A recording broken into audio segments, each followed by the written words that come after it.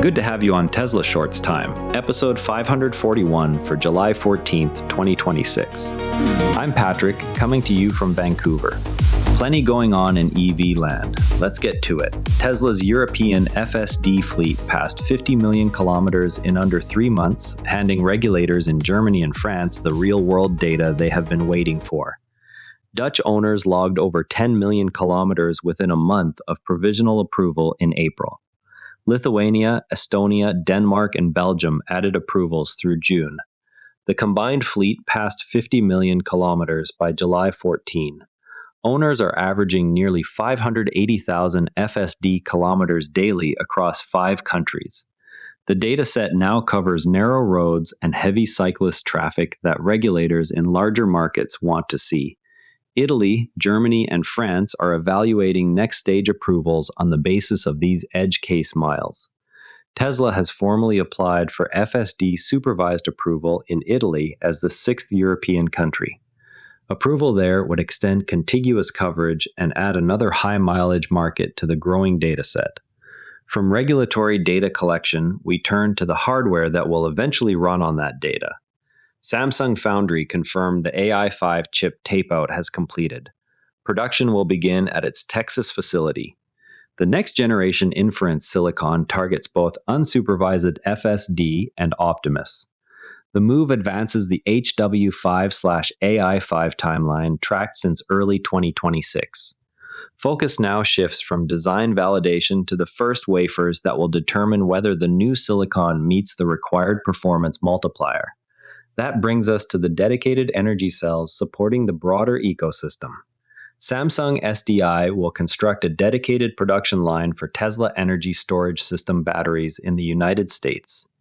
The line focuses on megapack scale products. No capacity figures or timeline were provided. The dedicated line separates stationary storage manufacturing from vehicle cell lines. Each track can optimize for different cycle life and cost targets without competing for the same factory capacity.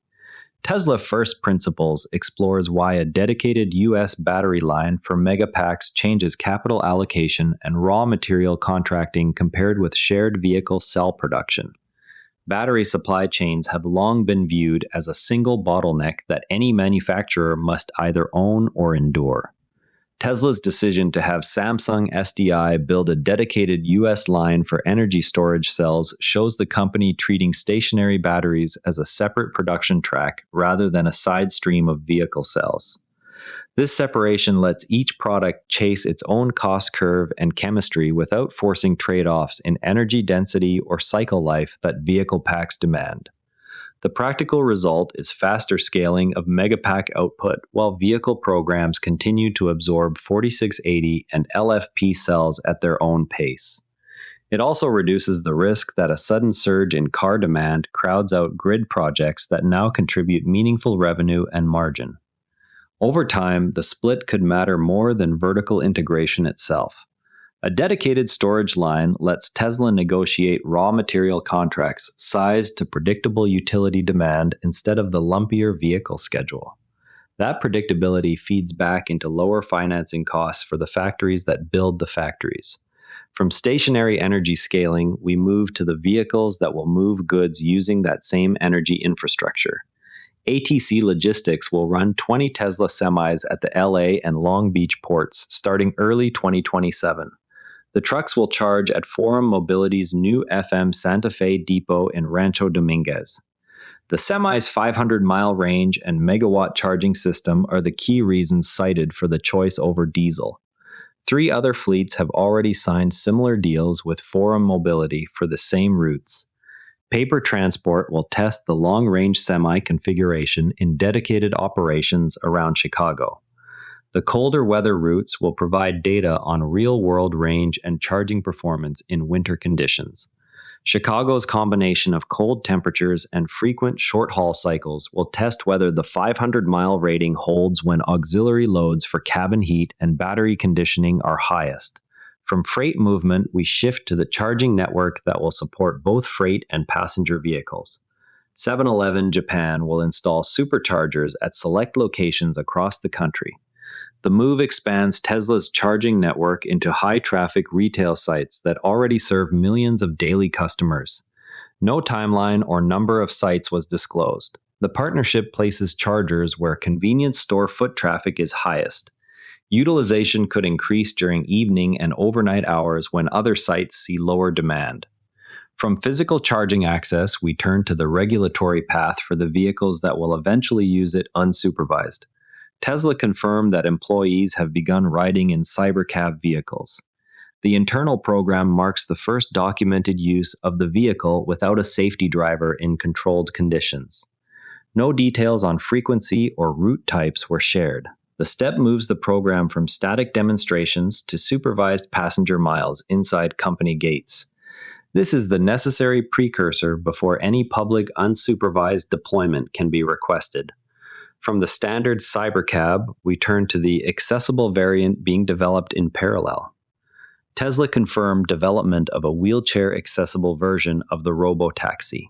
The variant is intended to broaden the addressable market for the upcoming autonomous vehicle. No production timeline or additional specifications were released. Adding accessibility features early in the design cycle avoids costly retrofits later. The approach positions the vehicle for regulatory and municipal fleet contracts that require ADA compliance. From vehicle development, we turn to the competitive pressure building in the same regulatory markets. XPenging is expanding its camera-only autonomous driving system into Europe. The company follows the same vision-only approach Tesla uses and has already begun regulatory discussions. No specific launch markets or timelines were named.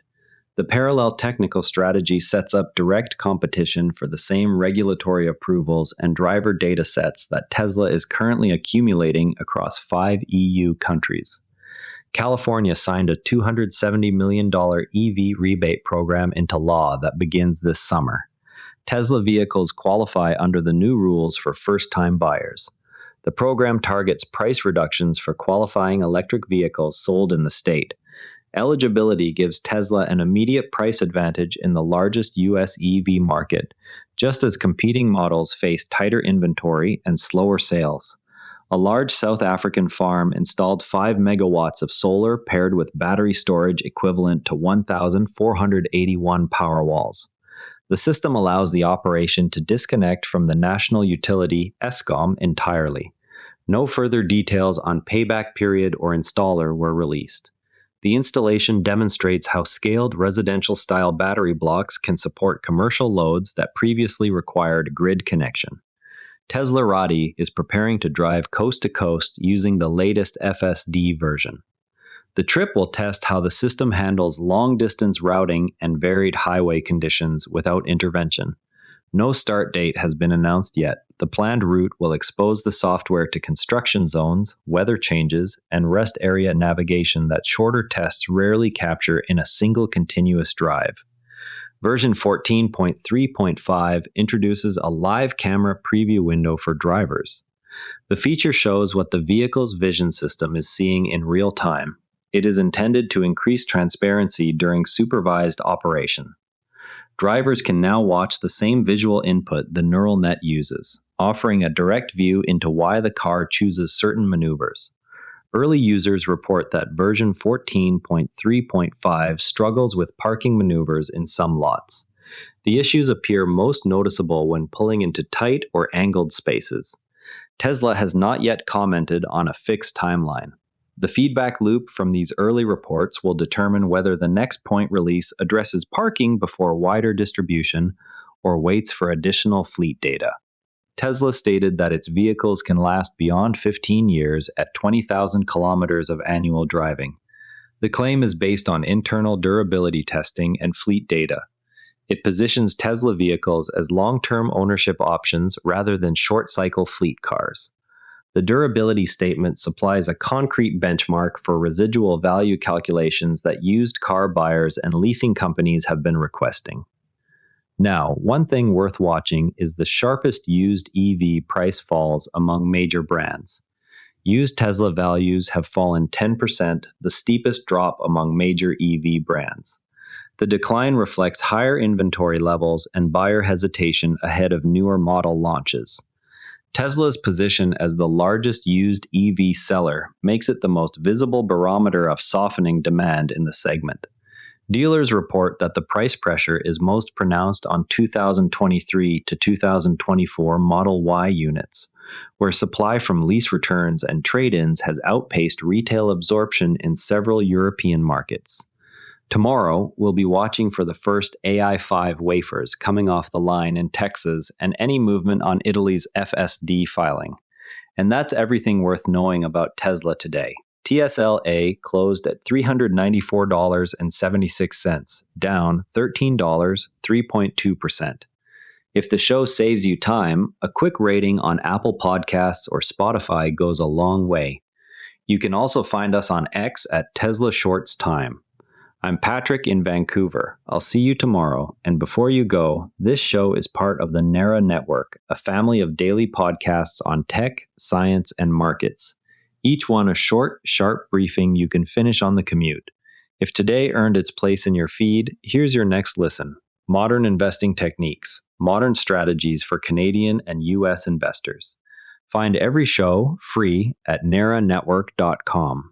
Following the long arcs, story trackers on naranetwork.com follow major programs across episodes Tesla, SpaceX, AI, space science, and more.